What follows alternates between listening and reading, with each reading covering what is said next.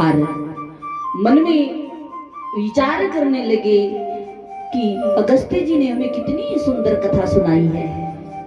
अब कथा विश्राम के बाद नियम अनुसार कथा सुनने वाले श्रोता जो हैं वो कुछ ना कुछ भेंट जो है वो कथा वक्ता को देते हैं, व्यास जी को देते हैं। बिना दक्षिणा के बोले कथा सार्थक नहीं होती। शिव मन में विचार करने लगे, इन्होंने इतनी सुंदर कथा सुनाई है तो मुझे बदले में इनको कुछ देना है। अब शिव मन में विचार करने लगे, मैं इनको क्या दूं, क्योंकि कोई ऐसी चीज जो इनके उपयोग में आ सके, इसलिए मैं इनसे ही पूछ लेता। और शिव ने अगस्त्य जी से पूछा कि हे महाराज, मैं दक्षिणा के रूप में आपको क्या दूं, और भारत का संत कैसा ये भी बताया। भारत का संत बोले कभी किसी के सामने हाथ नहीं फैलाता है। ये भारतीय संत का गौरव है कि वो कभी किसी के घर मांगने नहीं जाता। महाराज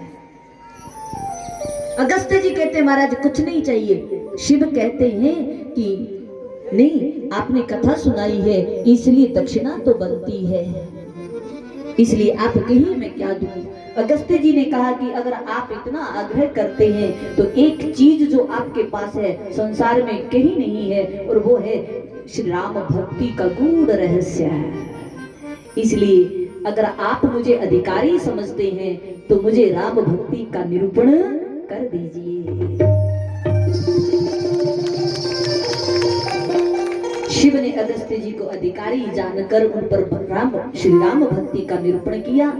और फिर तुलसीदास जी लिखते हैं, मुनि सन विदा मांगी त्रिपुरारी,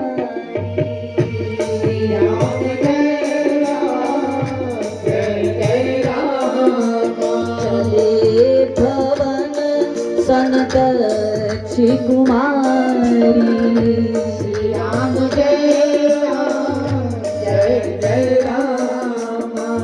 चले भवन सन दक्ष कुमारी, राम जय राम जय राम।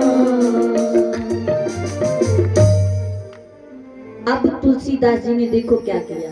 जब सती जी आई तो जगत जननी भवानी कहा, लेकिन सती जी ने एक संत पर, सती जी को अश्रद्धा हो गई, संदेह हुआ, संत का अपमान। कथा में बैठी, कथा का श्रवण नहीं किया, कथा में मन नहीं लगा, कथा का अपमान। इसलिए अब तुलसीदास जी ने क्या लिखा सती जी के लिए, चले भवन सन दक्ष कुमारी। अरे ये होशियार पिता की होशियार पुत्री श्री भगवान शंकर सती जी के साथ आगे चले और मन ही मन विचार कर रहे हैं, जिनकी इतनी सुंदर कथा सुनकर आया हूं, आनंद आ जाए अगर उनका दर्शन हो जाए। और वो समय था जब भगवान श्री हरि विष्णु दशरथ जी के यहाँ अपने अंशों सहित अवतरित हो चुके थे, श्री राम लक्ष्मण भरत और शत्रुघ्न के रूप में।